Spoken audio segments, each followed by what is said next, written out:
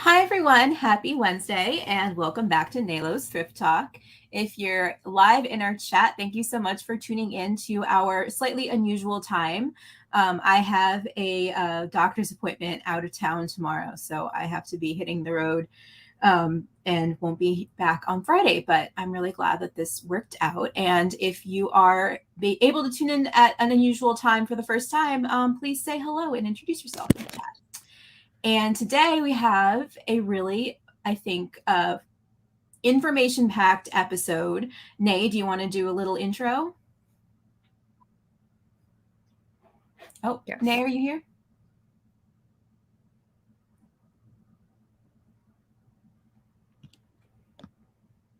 I can't hear you if you're talking. So I don't know, Lola, I don't know if you're freezing or if it's me. Oh no! Is it on my end or your end? I see can't I see you hear freezing. you. I don't know if everybody else can hear you and not me. Then I'll leave and come back. It might be you, but Lisa says Nay's awfully quiet today. Okay, it might be on your end, Nay. Sorry. Do you want to leave and come back real fast, and I'll just introduce our episode? Okay. Oh, I think I'm okay. I guess it was me because I'm now. Okay, I think it did. Yeah. Okay. Yeah, I couldn't hear anything you were saying, so I was just sitting here like, oh no. Yeah. Okay, Anne says we can hear Booth. Great. So we're okay, great. We're working again. Okay.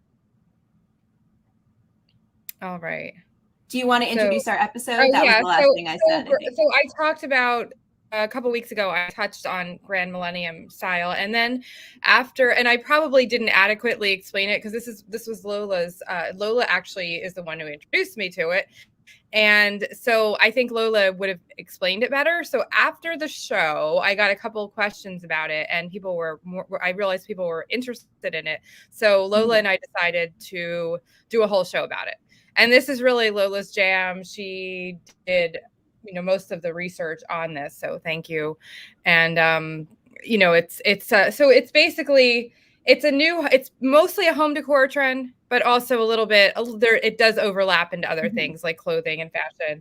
But it's kind of, and it overlaps some of our other styles like cottage core and some of the other things that we've talked about, but we'll talk about why it's different and what to look for, because a lot of these things you probably already have in your profit piles or or you already have items listed and they're not budging. But if you use this as a keyword or moved it to a different platform, we'll talk about what platforms too, it might help. So yeah, so I think that's what's really fun about this aesthetic is that it already is so much of what we're into, what we are gravitating to and thrifting. And it can just be a different way to think about what we're already selling and a different audience to be targeting. Exactly. So, yeah. But before we get into that, we have our usual segments. Yes. So what Lola, are you wearing that's thrifted? You want me to go first? Sure. Unless you really want me to. No, that's fine. I am not glamorous today. So my kid, let me just full disclosure. My kids are off from school all week. Not just today, but all week long. So it's been a little stressful trying to get everything, done. And they were a little bit crazy this morning. I am not in a closed room because it was louder upstairs. So if you do hear them, just this full warning, I told them to be quiet, but things can happen. Anyway, I did not feel like I did not have time to get glamorous and to coordinate a wonderful outfit today because of this, because everything's so crazy. So this hat is one of my go-to hats. It is actually Arizona jeans, but it's like vintage Arizona, like Y2K Arizona jeans from Penny. So this brand is not a high-end brand. However, on Depop, the vintage items, like the older items, are actually sought out, believe it or not, even though it's just a JCPenney label. But this is just like a cozy, broken-in hat that I just wear because it's comfortable. And it just happened to match my sweatshirt today. So this is the North Face, and I live in my North Face hoodies all winter long. They were a lot more popular like a few years ago, and they're kind of on the decline, but they're still popular. So you can find them. They're actually more plentiful, I think, in the thrift store, and they're coming down in price. Mm-hmm. I think I did pay about $10 for this one, like a few years ago at the thrift store. So But it's one of my favorites, and it's like super broken in and cozy. So yeah, not bad for something that's like good brand like the North Face is going to last you forever. So yeah, exactly. That's the thing about them too. They last forever. Like you can't wear them out. So yeah, so just kind of a frumpy, my kids are home and I'm running around like crazy outfit today. So nothing glamorous. Next week I'll be a little more coordinated. Okay, so you often have so many thoughtful details to your outfit, so I think you get a week to a pass. Yeah. Yeah. So mine is not super exciting, but I thought that this top is one that I love to wear this time of year because it's such a great fall color. It's very 70s vintage. It's just polyester. That's beautiful. It has like a nice elastic gather at the waist, and then kind of these drapey sleeves. And I was trying to think of an outfit that sort of works with Grandmillennial style. And I don't know if this I feel like it's sort of on with the draping and the exactly. Yeah. So that's exactly what I was thinking. It incorporates a couple elements that are very characteristic. So we will talk about those in a little bit. Yes. My outfit is the farthest away that could possibly be today. But again, I was just like, I don't have time to get dressed and like right. Yeah. So you have a lot this week. Oh yeah, it's a crazy week. So our next segment is our thrifted home decor items of the week. I did remember mine today. Do you want to go first again?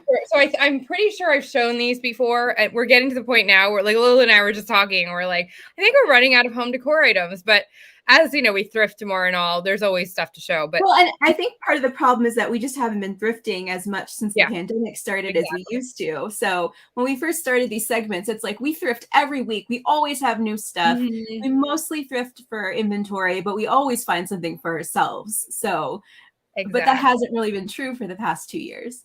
Exactly. So yeah. So so these I just took out of my China Club, and I'm pretty sure I've shown them before. And Lola, you know these because I was with you when I bought them. So I figured, since it's getting to be that time of year, I would show some holiday decor. So these are actually so the brand is Decorama. So I think it's upside down, isn't it? Oh, no, now it's upside down, but it's a little hard to see just because it reflects. There you go. That's perfect. So they still had the original, and it's Japan, Decorama, Dallas, Texas. They were actually in the bins, believe it or not, thrown in the bins. They were in the original box. The box was kind of beat, but thank God they were in the original box because it saved them. Because I am shocked that these were in the bins. People were had already picked the bins when I found them. So they were tossed around, and they're very delicate. So it's amazing that they didn't get damaged. So I don't have the box anymore because it was just like really beat. So there was no point in keeping it. And I was originally going to sell them, but I can't part with them. So they're part of my holiday decor. Yeah. So one of the great things about the bins that we usually go to in outside Philly is that it is a lot of hard goods, but the downside to that is that there's always broken glass, or if you find something like this, almost every time there's going to be like a chip or something that only happened since it was tossed in the bin. Like if it had been on a thrift store shelf, it probably would have been fine. So you lucked out that these are in such great shape. I really did luck out that they were, and they're still in, and it's also amazing that I haven't broken them myself. They're still in perfect shape. So yeah, so I just keep these for myself. I don't even know. I think I looked them up at one point a few years back because I've had them you remember you were with me probably like 4 or 5 years ago when I found these, Lola, I think. Must be, yeah. Yeah, so it was a while ago. And I think they were worth maybe $50 or so at first. I don't know what they would even be worth now if that fluctuated, but I'm not going to sell them. So yeah, but I mean, if you were to sell them, that's a pretty good return. Oh yeah, I know I could get a decent return, but I'm just not interested in parting with them. So, and Lola, what do you have today? On the theme of Grandmillennial decor. Oh, see, you're just on top. Usually you're the one that's more on theme. So I usually am, but it's just too crazy here. So these, I just pulled out of my kitchen cabinet. I would love to. They're so glad. But my cat, Mookie in particular, loves to knock things over. So I'm afraid if I display these, they would eventually get shattered. But these are both bone china teacups with the saucer.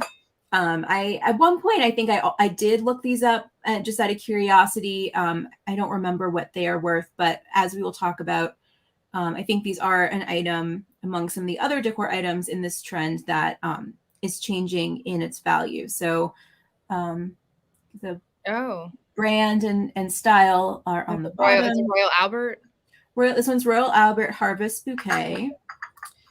And this one is Queen's Fine Bone China Maple Leaf, established 1875. Wow. So I occasionally pick up bone china just because it is so beautiful and it's easy to research, because usually the style is on the bottom. But these both actually came from my bridal shower. My mom threw a bridal shower for me and Chris, and it was like a tea party theme. So she had a like a local caterer who did this beautiful tea service with vintage china, like all kinds of stuff that I love. Nay, I wish we had known each other back then, because you would have loved it, and of course you would have been invited. Yes. But and then for favors, my mom put together these beautiful little like baskets with a china cup for each person and some tea bags and stuff. So these were left over from our bridal shower. So they're very special. Yeah, it's funny when you talk about that stuff. I almost think like, where was I? I know, I think that too. I'm like, where are you, Nay? Why don't you have yours? Because we didn't meet until I think Chris and I had been married for like a year or two at that point. So not. But we're like soulmate friends. Yeah, so like we've been friends for our whole lives. It's just funny. Yeah, but yeah, it was a really beautiful party, and it definitely has left me with the urge to at some point do like a vintage rentals kind of thing, because I would have so much fun collecting everything. The only problem is I'm sure it's a lot of logistics that you don't see. The less fun part of it. But yes, definitely. And I did find a contender for this week that goes with our theme. So when I was doing my research, I happened to find these, which I think are ugly, but hey, so the brand is Lily in August. I don't know if the brand is what sold them, but apparently these are like $800 a piece, brand new. I don't know if that's true. That's what they claim. But the only thing is they use Grandmillennial aesthetic in the description. So when I searched Grandmillennial, these came up. And I was just shocked because I personally think that they're just not my style. I wouldn't buy them. I think they're super cute. I would have never thought that they sold for that much use. Yeah, I just don't.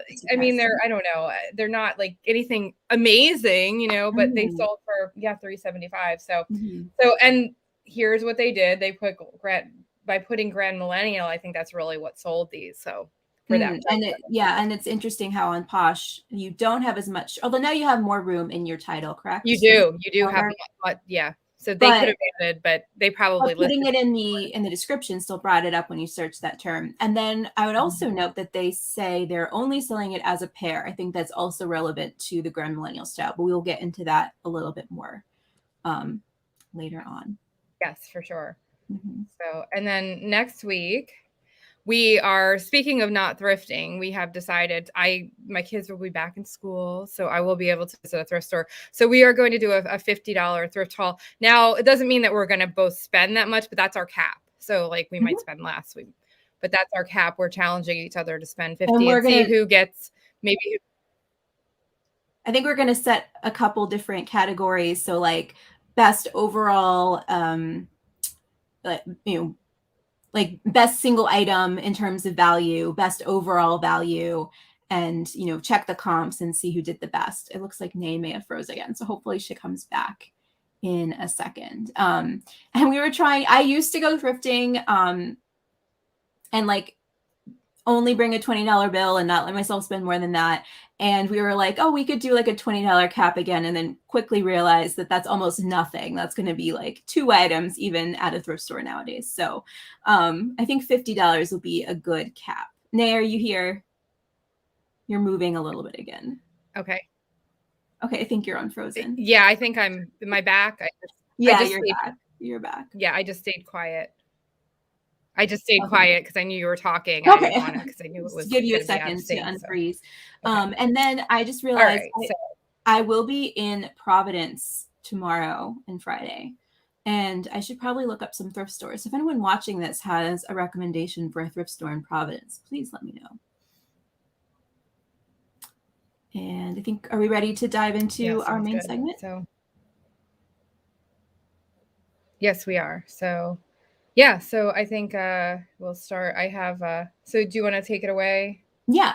So, as Nay already said, Grandmillennial style is going to be primarily a home decor trend. I think this could change. I think we saw this a little bit with cottagecore, where it started off a little bit more heavily focused on the home decor, but now we see it as this entire, trend that includes clothing and includes sort of like lifestyle and activities. And Grandmillennial definitely also already is like bleeding into sort of lifestyle elements in some ways. So I would say that like needlepoint is a craft that is very much hand in hand with the Grandmillennial aesthetic. So the same person who's decorating their home this way may also be interested in learning how to needlepoint, maybe looking for needlepoint kits, things like that. For the most part, this aesthetic appeals to sort of like what people call the geriatric millennials, the older segment of the millennial generation. And that's part of where the like grand millennial comes in, but the grand also refers to sort of like grandma style, like granny chic. And it was defined by one writer who was writing for House Beautiful in September 2019. So this is the original article where it comes from. Unfortunately, it is paywalled, and it's not even like an article you can read for free if you haven't read all of your free articles for the month. But if you click on the author's Emma Bazalian, she's written a bunch of articles that talk about Grandmillennial style that kind of come out of this original article. So one that's really good that I think kind of gives a good overview with lots of really good examples is the article that she wrote at the beginning of the pandemic about the Grandmillennial's Guide to Staying Home. But then there's a few others. So just, you can scroll through the pictures and get a really good idea from there without having to read the original article if you can't access it. But in her words, she says, ranging in age from mid-20s to late 30s, Grandmillennials have an affinity for design trends considered by mainstream culture to be stuffy or outdated. Laura Ashley prints, ruffles, embroidered linens. And those three examples, I think, all do overlap with cottagecore in some ways. But once we start going into some examples of like what a Grandmillennial style room looks like, the execution is quite different. So there's a lot of items that overlap, but the items might be slightly different in tone or taste.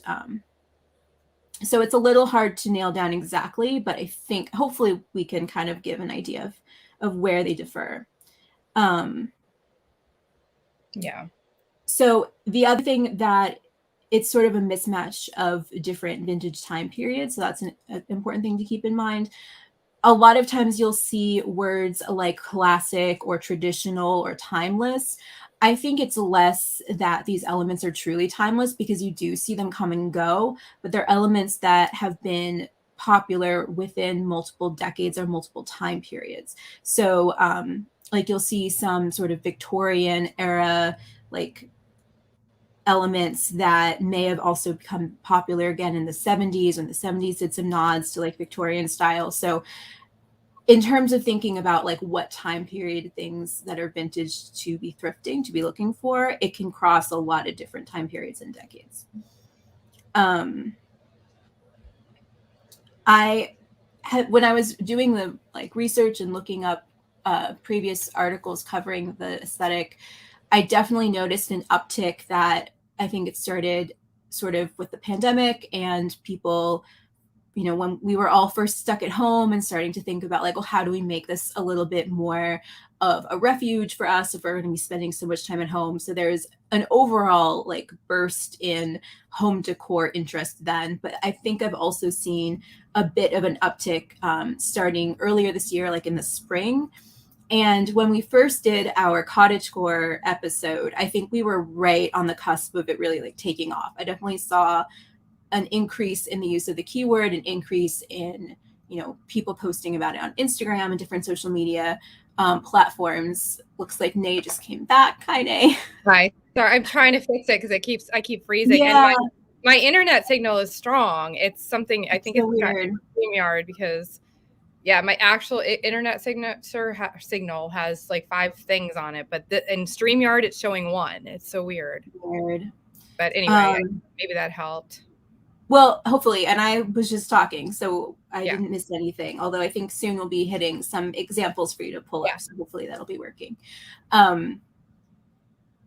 Anyway, so not to say that like we are the reason why cottagecore took off. I don't think that's the case. I think it is that we sort of got our pulse on the pulse of a trend. And it would not surprise me if Grandmillennial sort of follows. So I definitely would like keep an eye on this, and it may also somewhat evolve from what we're describing here. So, just want to sort of flag that especially in terms of it also maybe growing into, clothing as well as home decor. So this is one article from My Domain that talks a little bit more about Grandmillennial style. And one thing I pulled from this article I thought was really interesting is they quote I think she's an editor for the decor site Modsy. Her name's Alessandra Wood. And she says, Victorian and neoclassical styles have not been part of trending design movements, so these antiques are often a deal, especially considering their build quality and the inherent sustainability factor of buying secondhand. So there's been a lot of talk over the past, I would say almost like more than 5 years, 10 years now, maybe, about the decline in brown furniture and how everything is all about mid-century modern, and this like kind of stuffy brown furniture has fallen out of favor and it's a dime a dozen, and millennials didn't want to take it from their parents as they were downsizing. That's shifting. And I do think that this is the time when there may be this like window of opportunity when things still are fairly affordable. But they're also growing in popularity. So, this is the time to source for some of these things before they really start to get super, super popular. Yeah. And I think there's definitely, an uptick in interest and in value in some of these items. So like I was saying with the, with the bone china, I remember when I was looking for these around the time of my wedding, it really seemed like they were kind of a dime a dozen. They were really easy to find in thrift stores. Now, I think I just did a little cursory, comps research on eBay yesterday. And they already seem to be, a little bit more expensive than I remember a few years ago. So, yeah. So getting into like the real heart of what makes up Grandmillennial style, it's basically sort of the pendulum swinging the other way after minimalism has been such a defining trend for a while. So it's people kind of getting bored with their Instagram feeds looking all the same, everything kind of being sterile and bland. There's not a lot of room for individualization within minimalism because it's so pared down. So on the contrast, Grandmillennial style is lots of, layered textures, lots of floral patterns, large scale patterns, especially. Yeah. So speaking of Instagram, this is, if you search for the hashtag Grandmillennial, it's crazy. It's really exploding. There's 76,037 posts, and you can really get a good idea of what to look for. Yeah. So I really like Instagram as a tool for this because when I was looking through, blog posts, like home decor blogs that talk about Grandmillennial style, a lot of it was very, very polished professional interior designers executing it. And Instagram, you have a really nice mix of, you will have like design blogs that are doing a very high-end version, but then you have people posting photos of their own homes, people showing off items that they have for sale or that they recently purchased. So it's much more of a kind of like broad overview of how people are living and executing this in their own homes. Yeah, and I would also call it like it's very eclectic too. Mm-hmm. It's eclectic, but it also has a very polished element to it. I agree. So. It's not like, so it's not haphazard. It's eclectic, but not haphazard. Maybe that would be. Yeah, that's a really good way to put it. So one reason I was flagging the pair of lamps in that Poshmark listing you found is that you will see a lot of like symmetry, a lot of things that are displayed in pairs. And so I think that's one thing that helps keep it from feeling just cluttered. There's a lot of intentional kind of design elements to it.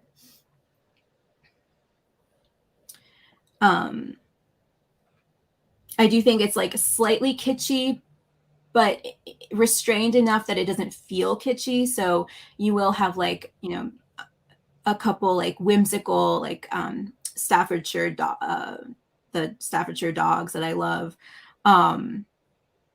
Or kind of like other like animal figurines. Brass is a big one. So like brass birds, things like that, that do have sort of a kitschy edge to them, but it's done in a certain way that the overall effect doesn't feel that kitschy. Yeah, it feels more elegant, I think. Yeah. Yes. So elegant's a good word for it too. If you search Grand Millennial style on Instagram too, that's 4,000. It's less posts, but it's 43,000. I'm sorry, 90 posts. So that still has quite a few, but that's another one to search for. And another keyword that you might use, or another hashtag if you're, depending on where you're listing. So, yeah. And then we did get a couple questions about the difference between Grand Millennial style and cottagecore. Okay. And so I think the best way to think about it is that cottagecore is going to be a little bit more organic and haphazard, whereas Grand Millennial is going to be very carefully curated and planned. A lot of categories appeal to both aesthetics, but the individual items might be slightly different. So a couple examples that I thought of is that embroidery is sort of part of both, but for cottagecore, you might have an 80s farm themed cross stitch sampler that's framed in a really simple like brown frame. For Grand Millennial style, you might have a beautifully needle pointed pillow that has sort of a little bit of a clever phrase on it. So the actual aesthetic of both of those things are different, even though they both might be considered embroidery. Yeah. So I think cottagecore is more primitive and earthy. Yeah. And rural, I think definitely. Yeah, and Grand Millennial is more art, more elegant and curated. So upscale, more upscale than so cottagecore, it's sort of the dream of escaping to the middle of nowhere, whereas Grand Millennial, you could see one of these Grand Millennial designed rooms in a Park Avenue apartment, or more of an urban setting that's very high end. Versus like a cottage in the woods, or exactly. Yeah. So it's a lot. So, and a lot of these items do overlap. You can use both keywords on a lot of them, but it's different. It is definitely different. So, and then if you also search on Pinterest, that's another good research source. If you search Grand Millennial on Pinterest, you can come up with a lot, even some links to articles, that might help you. So. And we do have a bunch of articles linked in our video description. So I included all of the resources I used to put this together, and including a couple I didn't end up, directly citing, but that have really good photo examples. So if you want more, you can, browse through those at your leisure after our video. I mean, there's some very specific ones here, like Grand Millennial kitchen, Grand Millennial coastal decor. So it can get very specific, and but this also gives you a good idea of what the whole entire thing looks like, and and what pieces, like what a room would look like, what pieces match and mix and match. So it really, so go through Pinterest for sure. And I think this might have been, this was so grandma chic is another kind of overlapping term. Yeah, I noticed that on that original Home Beautiful, House Beautiful article, it uses the term granny chic in the search title, the title that they have in Google. Yeah, this is the time to list anything Laura Ashley, definitely. Oh yeah, and definitely use that in your keywords. So I'm thinking, I had a Laura Ashley jacket that was returned to Made for Fit, not because there was anything wrong with it. And I'm thinking now might be the time when I can double my price on that and sell it for more. I sold a Laura Ashley dress a few years ago for quite a chunk of money, but I bet that would be even more expensive. Oh yeah, probably. Yeah. So, So Nate, do you want to go through some of the examples? Yeah. So first of all, I wanted to show that with platforms, it's really crazy what the differences will yield if you do a search, just do a generic search for Grandmillennial on different platforms. So 4,056 results on Etsy. Etsy seems to be the king of Grandmillennial style, hands down. If you're going to list Grandmillennial, Etsy seems to be the place. Now this might change as the trend catches momentum more. Mm-hmm. I have a feeling that it's going to become more popular on other platforms like eBay as well. So by all means, use the keyword because you know it is selling on all platforms. But right now, Etsy is the hot place, and I think that's also has to do with the age of the generation that's looking for it too. Well, and I think a little bit of it is also that Etsy has handmade items as well as vintage. So some of these things you'll notice are like stationery, which I would say like corresponding old school with beautiful stationery is definitely a Grandmillennial kind of aesthetic activity. So some of that is new that people are like graphic designers are making Grandmillennial stationery. But most of this is vintage. So yeah, you'll just see that here and there as you scroll through. Yeah.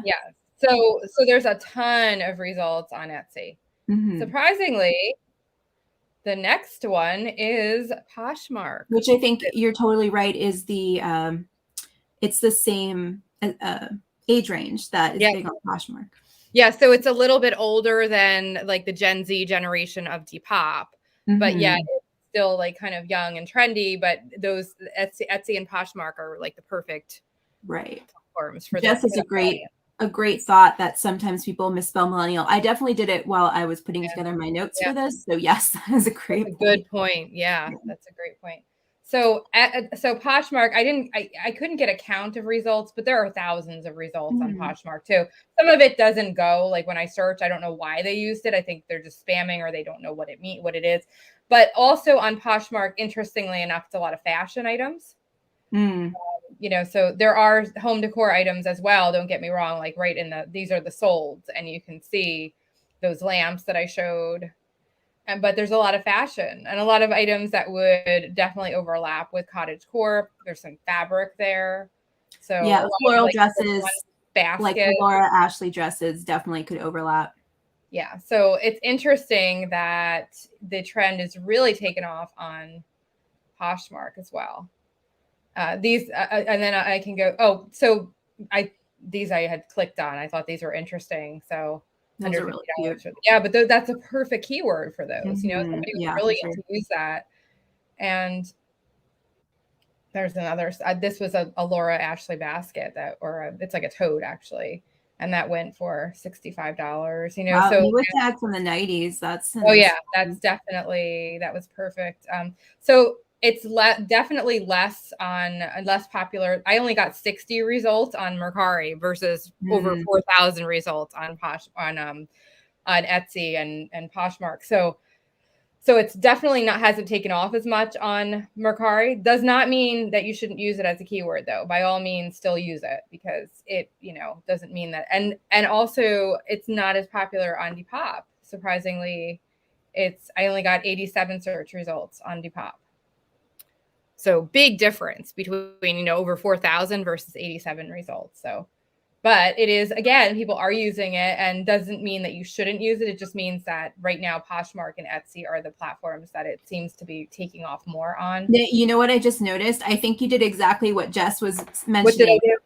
With you missed an N in Grandmillennial. So I wonder if that would change the search results. Did I? On Depop at least, yeah. Okay. All right. Well, that would, yeah. Oh, are there two N's? Okay. But you have it here. You have Grandmillennial here. Yeah. Oh, wait. No, you have. No, I don't actually. No wonder. Well, that would be the difference. So, all right. Okay.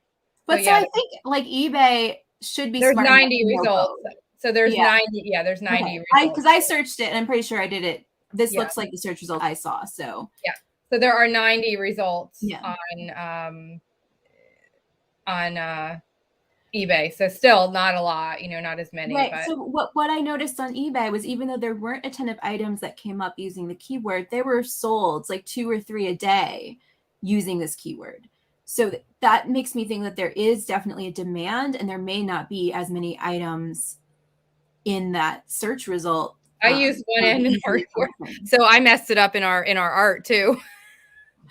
You know, it's so, Jess, thank you so much for mentioning that, because I don't think I would have noticed that either. Yeah, so I messed it up in even in our art. Such a good point. Yeah, that people misspell it enough that you probably want to use the misspelling intentionally. Yeah. So wow. Okay, so I feel silly now. That's okay.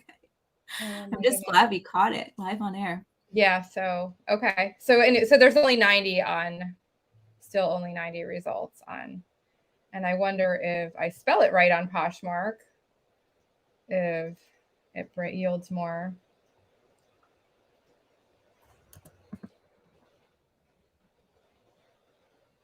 Okay, yeah, so it's still about the same result. So yeah, I could see the algorithm also being smart enough. I think it kind of corrects. Notice the typo. Yeah. Wow. Okay, I feel silly now. No, you know what? Now I'm looking at our notes, and then we both did it, so it's not just you. Yeah, we both did it, and I think in all of my sold examples, it's one N. So yeah, that just says it. Yeah, it shows up in searches both ways. Okay. Yeah, definitely people using it in the misspelled form as well, and it is spelled with 2 N's. Okay, and I did not know that. That's okay. Now I feel silly. So in all of the articles, they do spell it with 2 N's. So yeah, that's the correct way, but it's used both ways. Okay, well, yeah, so use both, I guess. Yes. All righty. So yeah, so this is a great example of so I'd say like textiles in general, and I'm using rugs as part of that umbrella, are a big part of Grandmillennial style. So you'll see a lot of return to, you know, very drapey curtains, large area rugs, a lot of like dust ruffles in general, ruffles on pillows. So, you know, this was, I'm sure rugs in general are very expensive, but you know, high-end item on eBay. So this is one that's interesting that they use Grandmillennial. I would not necessarily consider farmhouse style. Like this would be farmhouse style to me. I guess you could style it a certain way and make it look right in a Grandmillennial kind of room. But they may have used it mostly for visibility. Yep. Yeah, Lisa says Etsy will automatically sort for common spelling mistakes. I think probably that's the case. Yeah, because when I did the search under Etsy too, it was, I think it was about the same. Anything floral, so not only floral prints, but having, you know, floral arrangements in the room, and then faux floral items like this definitely fall under that category. So here's a great example of a large scale floral pattern. Yeah, so chintz, toile. Yeah, and also fabric. Not these are curtains, but fabric. Yeah. So upholstery. So upholstery fabrics definitely also people will probably be refinishing furniture to match the new, you know, decor if they're introducing this into their homes. That's a great example of like a clothing item that definitely feels like it fit. Like you could see yourself sitting in a room that's sort of decorated in Grandmillennial style, like relaxing at your vanity, wearing a robe like this. It definitely goes towards the like lifestyle side of it. Yep. Not a huge sale, but it just shows you that, you know, anything that's, you know, all the cross stitch, all that. Definitely. Yeah, and this was, I think, a little less Grandmillennial, more. It's more kitschy. More kitschy boho, but it fits. Yeah. This is a great example. Yeah, and that's on Depop. I wanted to show some Depop examples. Here's another one that's on Depop. Yeah, and I think that would be an example that feels a little bit more cottagecore than Grandmillennial, but again, sort of. And this is one that sold on this. They used this in the description. They used Grandmillennial, and it did sell for $50 on Poshmark. And I think that pattern, that print, is definitely a good example. Yeah. So, and the DVF might have sold it less than the keyword, you know, for this is a low end item, but still you get the idea of what it looks like, stoneware. And I thought these were adorable, but they only sold for $10. I'm surprised, but I think they could have done better on these, but definitely a good example. And yeah, they might have undersold them. They look good size and good condition. Yeah. Super cute. Nay, did you freezing? Okay. And then okay. So this fabric is another example of. Yeah, I'd say this is a little muted, but yeah, you do want to have sort of that contrast so that you have the louder patterns can pop. So that could work with some, you know, in conjunction with other things. This is a great example. The gold tone scroll work, colorful designs. It's almost kitschy but elegant. Like exactly. Yeah, this is exactly what I mean by that. Like very like tiny touch of kitsch. Yeah. So those are the examples that I have. And then there were a couple more articles here that, you know, that we'll put in the in the description. Yeah, so I think a lot of the text sort of reiterates what we said, and I did find, you know, a lot of people were sort of referencing the same original House Beautiful article over and over and kind of repeating what she said in that original article, but the photos are really, really helpful. So if you're looking for inspiration, you're looking for ideas of what to look for, you know, just kind of study what people are putting on their shelves, how people are layering pillows on their couches. Like those are the things where, you know, we could definitely find some of these items in thrift stores. And this is an older article. This is from 2019. Yeah, so the original article was published in 2019, and then I think they like republished it earlier this year, which may also be why I did see that uptick again, like around March 2021. So I finally figured out that was why I was confused when it was first published. But yeah, so this blog post will be in our description and has, you know, some great photos. And like I said, this is a great example of, you can tell all of these rooms are done by, you know, professional interior designers or full-time home decor bloggers. So it's a little bit more like out of reach and aspirational than what most people will actually be doing in their homes, but it can give you some great ideas. Yeah, definitely. So, I mean, I think the pictures alone are great in those articles. Yeah.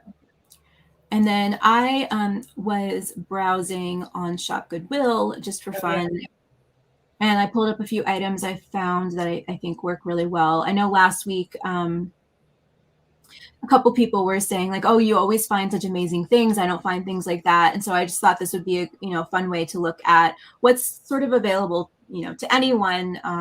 I do a lot of sourcing on Shop Goodwill because, you know, since the pandemic started, I haven't been leaving the house nearly as much. And they, you know, I know a lot of your items also come from Shop Goodwill or Goodwill Blue Boxes. So yeah. I did not check comps on these.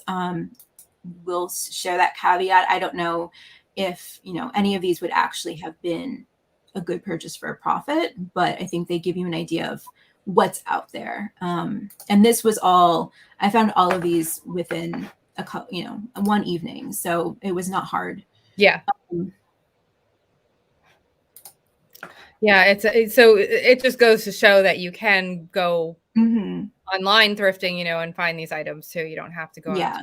So this one, I actually did look up comps on, because I was curious about this company. And they make these sort of like not super expensive, small like sculptures.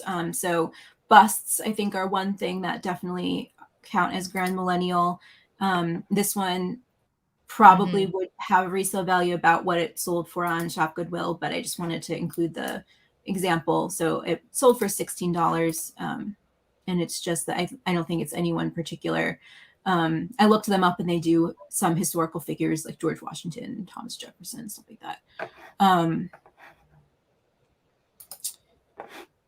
Is it switching tabs? No, it's not. No, I don't think so. No.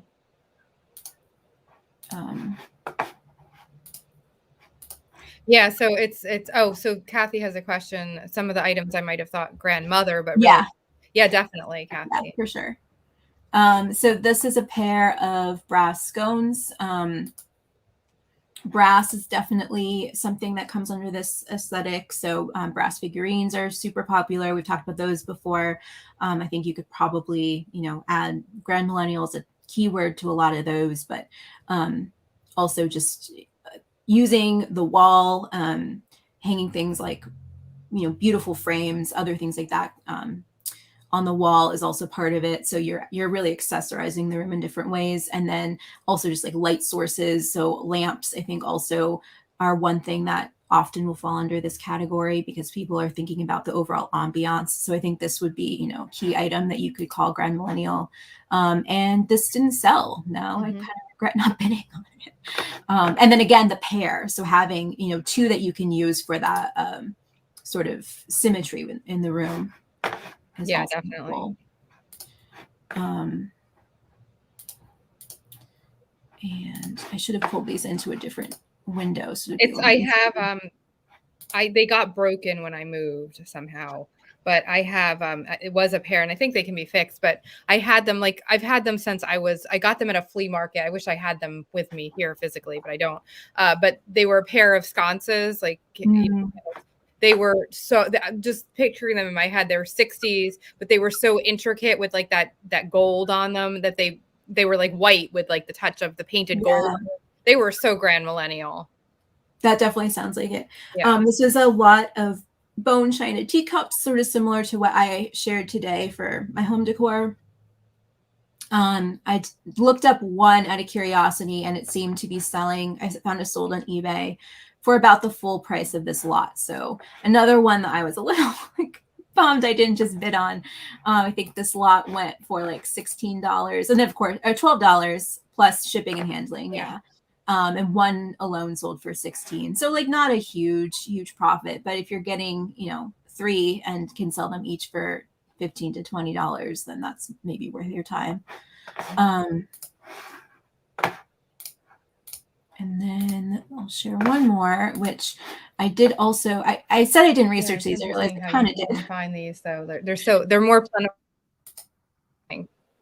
So this beautiful flatware set, and from the photos, it looks like it may have lost some of the gold tone on some of the pieces. So that was the one reason I ended up not bidding on it, and it did go up kind of high. For Shop Goodwill. So I got 13 bids. It went for $43 plus shipping and handling. But some of this brand, other sets were listed at like $400. So I don't know exactly what the realistic sale price is. I didn't look up sold, but definitely seems like there's some room in there between 43 and 400. And this is a great example of Grandmillennial, the gold tone, the sort of opulence. Really paying attention to details and tablescapes, things like that, sort of accessorizing the room, like I said, with paying attention to different ways that you can add more style to and personality to your decor. So so these items are out there. They're not impossible to find by any means. Anything else to close? Well, I know that I froze a little bit again, but I know that you had talked about tablescapes. So another theme that we talked about in our holiday decor trend episode 2 weeks ago, or not decor, but our holiday in general. Holiday trends, yeah. So we talked about grand tablescapes, and that is another thing that crosses over with Grandmillennial style. Yeah. So, so we have some. So I guess that's pretty much sums it up. So hopefully you guys have a better, and watch the 1 versus 2 ends, because as you see, I have to fix our art now. Okay. So the good thing is, though, when I did do a quick search, it does correct the search. And I think that it's so common to use both. So, yeah. So, okay. So our breaking news. So we have 2. So the first one is, so this was from last month, but I just saw it. Posh has introduced some new features. Nay, have you checked them out yet? I have not yet. Yeah, I haven't had a chance to. But so the big the big feature I would love to have on Poshmark is some data on how we acquire buyers. I would love to know how many people are actually buying from their news feeds, how many people are buying from parties, how many people are buying because they searched for the item and found it in Google versus searched the item, found it on Posh. And that's the one thing that isn't included in this. So I have not really thought too much about how the closet insights are going to help me. But I might just not be thinking, critically enough about how I might utilize this yet. So I am excited to check it out and kind of. Yeah, I'm not a numbers geek by any means either. So this like pie charts and all, I kind of glaze over when I see this kind of stuff. Some people love it, and it really helps them. Mm-hmm. For me, I mean, numbers to a point, but like the pie charts and everything and geeking out on that's a little bit too much for me. But for some people, that really does help them. So, mm-hmm. Yeah. So I think, I mean, it really seems to give you a breakdown, of your brands, your inventory. It gives you an inventory summary and order insights. So I am interested to check it out. And so, yeah. So if you have used it, yeah, let us know how it's been helpful to you. Maybe give us some ideas for what we should be doing. And then our next one is Etsy Etsy sent a community letter out saying explaining how they're supporting sellers throughout holiday delays, which is really great because I wish other platforms would, they're giving buyers a heads up via email about shipping delays. Mm-hmm.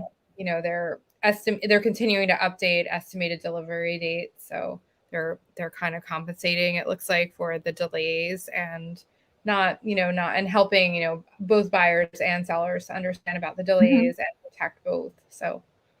Yeah. And I know you've had some frustrating issues with shipping on eBay recently. Issues with eBay. So yeah. So just to update, by the way, on my issue. So our customers, should I give a quick update on our customer? Yeah.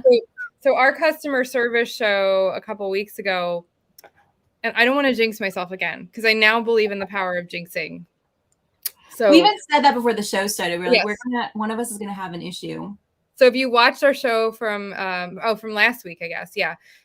Right after the show, I got my first ever neutral, literally, like I was looking at my eBay that night and I was like, okay, this happened between after the show and now. And so, yeah, my first ever neutral, like on the day that we do the customer service show. So talk about jinxing. eBay did remove it. So I called eBay. So I had free 60-day returns on the item. And they, and because of that, and because, looking at the buyer's history, apparently she had a history of leaving a lot of negatives and neutrals and, claims that, so she said my item smelled, which is really, she didn't say what odor it was. She just said that it smelled, that it was something about like it smells. I'll just put it in the Goodwill donation bin. So I reached out to her and I was like, I'm really sorry because I'm really odor sensitive and I did not detect any odor. I don't smoke. I can't even be around smoke. No, mold like sets me off. So I said, I'm really sorry. Maybe that it was exposed to a mail carrier who smoked. The shipping was slow. So I said, maybe it was exposed to some dampness and shipping or something. Mm-hmm. I had free 60-day returns on the item. Please send it back. And she never replied. So I called eBay yesterday, not thinking they would do anything because it was a neutral, but the rep was like, oh, yeah, you had free 60-day returns on this.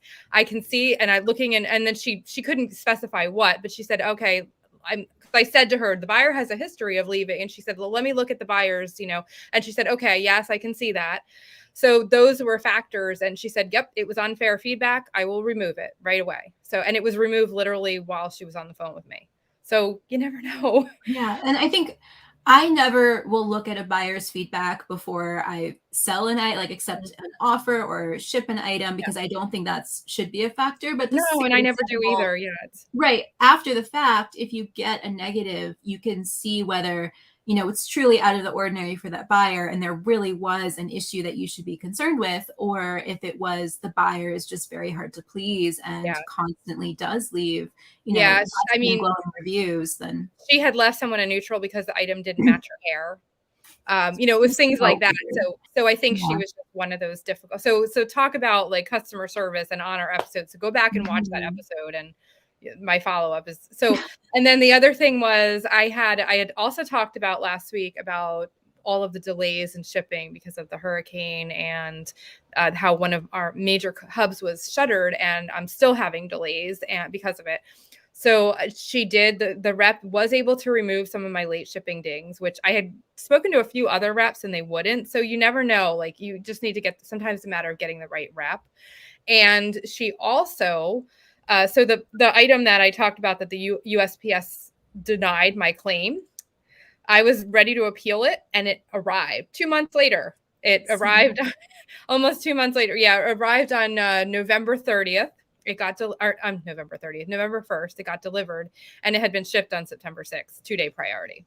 Yes. So I had long refunded my buyer, knowing that I could no longer appeal it with the post office because it now was delivered and my buyer had a free item. I did contact eBay. They said because it was past 30 days, they couldn't do anything as far as reimbursing me, but she gave me a courtesy eBay gift card, a digital gift card to cover the cost. So that I was more than pleased with that. So it just goes to show, call and ask. And, even if it's out of even if it's out of the window of time, or you don't think they're going to remove a feedback or something, it doesn't hurt to ask. So, yeah. So glad that both of those things resolved well for you, because I definitely did not have high hopes that it would. So interestingly, Ginny, when she did have also a history of feedback that said that she left that said, gave my money back, refunded. So she also did have those, but it was odd because I did have free 60-day returns. Yeah. Would have taken it back with no question, reached out to her even to point that out, no reply. And I waited like 4 or 5 days until But that was exactly kind of my instinct too, was because a lot of the items seem to be sort of lower cost items, that in a situation like that, I may be tempted to just say, hey, I'm refunding you, keep the item if you weren't happy, because it's too much of a hassle to return it and then relist it. It's not worth my time. So maybe kind of felt like she was looking for that. So it's possible, but whatever it was, eBay apparently saw a pattern, and they also saw that they saw my history as a seller and my feedback. And she even said to me, the rep said to me, I have no doubt that you do not sell smelly items. I have looking at your feedback, I have zero doubt that. She said smell is very subjective.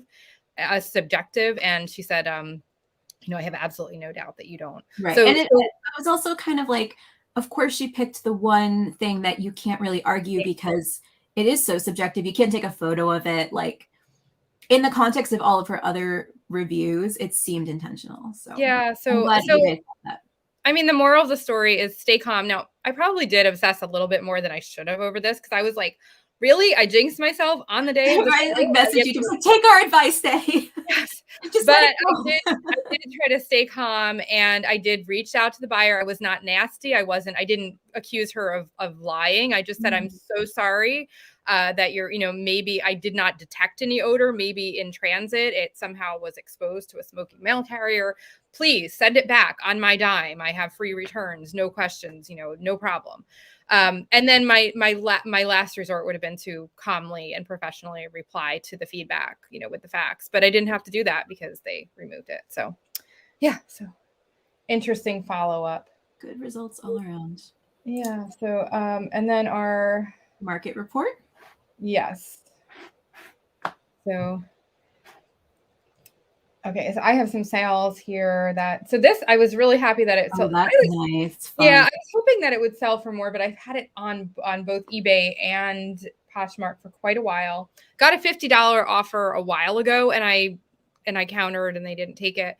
I got another $50 offer. This time I countered 60 and they did take it. So that wasn't a bad sale. I made, they took $12 of that. So I made $48 was my earnings. But I have a really hard time moving skirts, especially vintage ones. So, I think as much as it's always a little bit of a bummer when a high-end brand doesn't go for more, I think you did pretty well on this.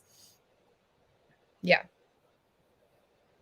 And then this is another brand that's a little slower moving these days. I did take an offer of 20 for these. Not bad. So she first offered 15 and I countered at 20. So not bad, nice little sale. And then this was another one that was kind of a slow mover. And I took 19. I was happy to see it go. It was new with tags and it was a nice plus sized item, but for some reason it just wasn't moving on any platform. So I was glad that one went too. And then this is a brand that is trending again. It's the younger crowd. I was surprised that it sold for $23 plus shipping because it was just a size 3T kids toddler sweatshirt. But yeah, for kids, a used kids clothing item, that's not bad, right? I mean, how much do you think this was new though? Yeah, definitely. Yep, that's what yeah. And so we're curious if. Oh, Nay, I think you're freezing a couple times. I am. Okay. Our question for you this week, a couple people have already answered it in the chat. If you have an item listed or in your profit pile that counts as Grandmillennial style and what it is. So let us know in the comments after this video. And if this has helped you at all, if you learned something, we'd also love to hear a comment from you as well. And we love always hearing that people have made sales based on the information we've shared. So if this helps you move any of your inventory or, sharing it with the Grandmillennial keyword helps get it new eyes on it, let us know. We'd love to hear that. And we will be back next week with our $50 thrift haul. So we'll see what we find. I'm excited to go thrifting and see what I find. I haven't had a chance to get out and do that for a while. So yeah. So thank you so much, everyone, for watching. And we hope that you have a great week. We'll see you next Friday, the 12th, 1 p.m. Eastern, 10 a.m. Pacific. Bye everyone.